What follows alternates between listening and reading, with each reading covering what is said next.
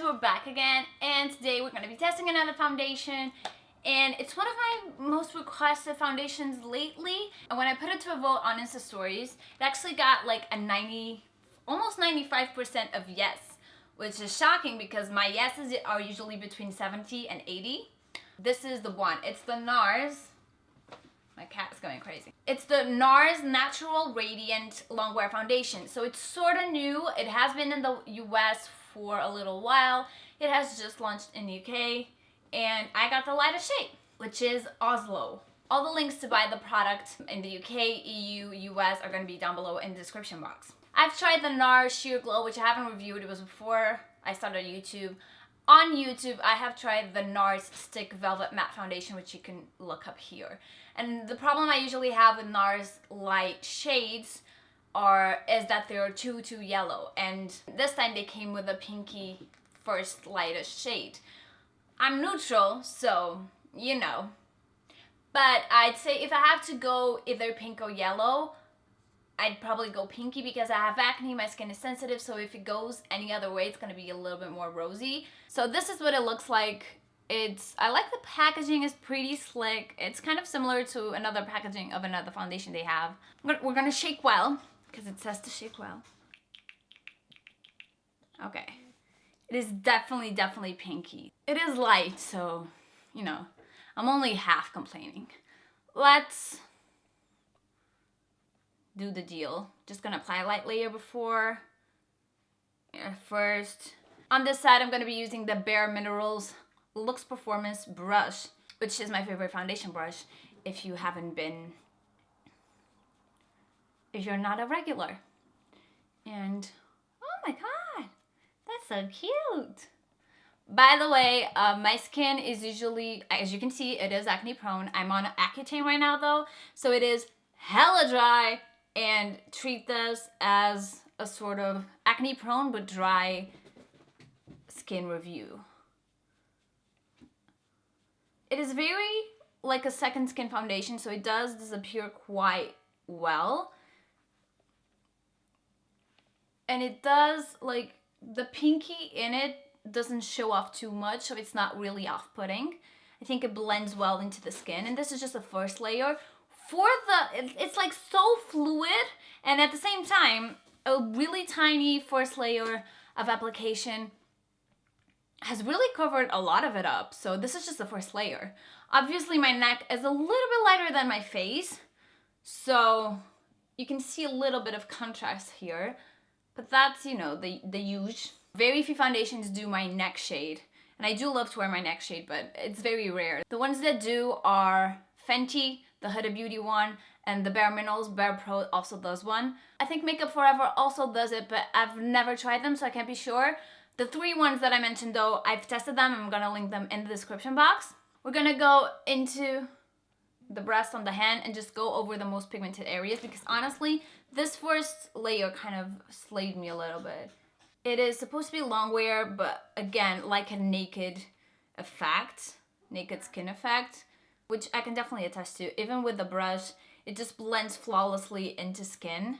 Even with my dry skin and patches, I can see this being a really nice foundation to work with. I'm gonna go under here with this brush, because honestly, I'm lazy. I don't want to get my concealer brush. I'm gonna get my concealer brush. By the way, is the Zoeva 117, and it's just perfect for the little under eye socket. You can see that it's dry underneath, and you can see like patches, but it's a foundation going under eye. Right now, my eyes are just not having it. 2 layers gives an almost full coverage, which I didn't expect from the first texture. It is pretty flawless. I'd say this would be good for dry skin, just right off the bat. It does, however, it's weird because it's flawless, but at the same time, it does have a bit of a powdery kick, so it is a bit self-setting. If you have really oily skin, of course, I would advise you to set this, but I'm thinking on my dry skin right now, I'm not gonna set this with a powder, just gonna see how it goes. I'm gonna set just a little bit under eye and leave the rest as is, because my skin has not been communicating with powders. It's just really dry. It does have a powdering effect, but at the same time, super flawless and blendable. It's weird. And as you can see, the like pinky undertone isn't showing up too much, which I like. Let's go with the Beauty Blender side. I usually tend to apply more to the Beauty Blender side because the Beauty Blender does soak up a little bit more of the product. By the way, I have a monster pimple on my lip and I'm gonna try to cover that up. The lip ones are just the worst, mainly because they scar my lip line like no other, but also because when you apply the lipstick, you can see, even if you cover it, there's like a bump in the lipstick. And also, they really hurt like a motherfucker. It's very easy to uncover them because you're reapplying lipstick, you're applying lip balm, especially on Accutane, always applying lip balm. And it's just so very easy to uncover them. Oh my god, this is flawless. Of course, there's no shock. I prefer the Beauty Blender side. It's just flawless. And for the amount of flawlessness happening here, I mean, the coverage is there. It's just there. This is the first layer. And it's working, okay? It's working. I'd say this monster pimple would only be workable with a concealer, but I'm gonna try anyway. And we're gonna just dig in and pinpoint the hardest parts. And honestly, I'd be glad with this coverage. I'm gonna go under eye just a little bit. And the Beauty Blender side is so much better under eye. It's just... I've never gotten along with the NARS foundation before, and this is epic for me. Here come the up close. Oh my god, can you see the flawlessness? I can't even stop speaking so you can see. Can you see the flawlessness of those pores? It just sits beautifully on them. The under eye here on the Beauty Blender side is looking flawless as well. This under eye is a little bit more uneven and more patchy. I do prefer the Beauty Blender side, but either way, look at that beautiful cover up.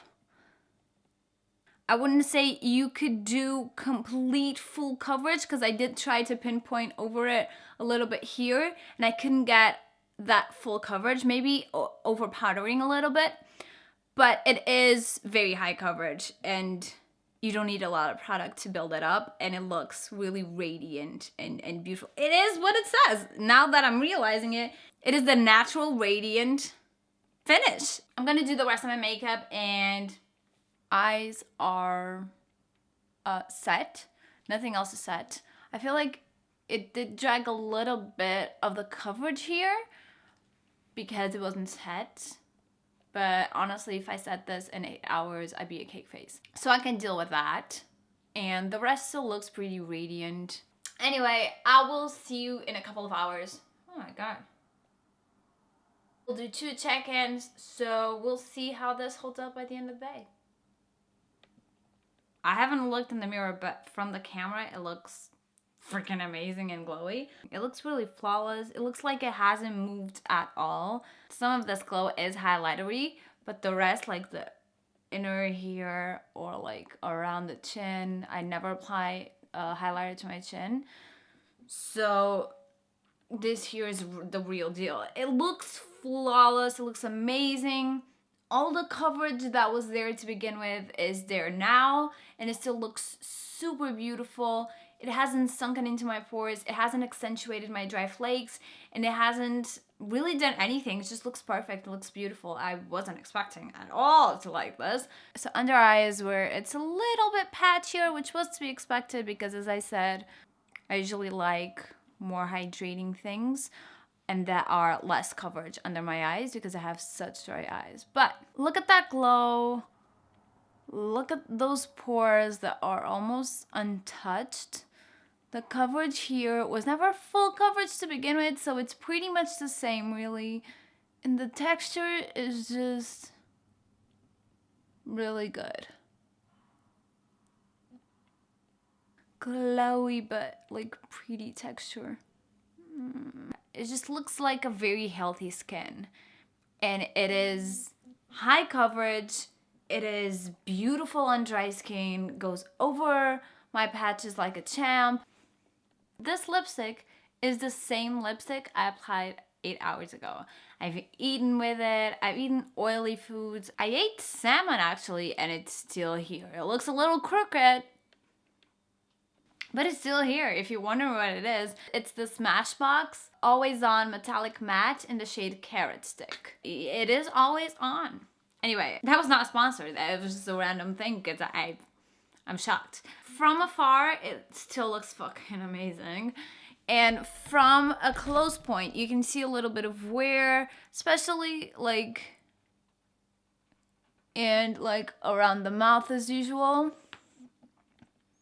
There is a little bit of wear, but again, it's very, very minimal. And keep in mind that my skin is extremely dry and I haven't missed it once throughout the day, which is impressive. I mean, the coverage is all still there.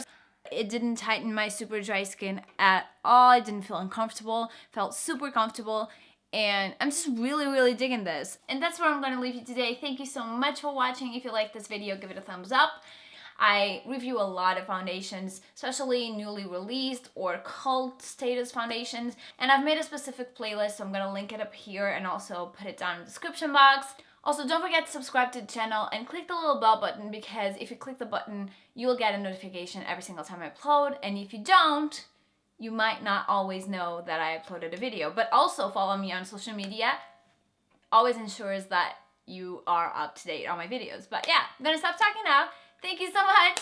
I love you and bye.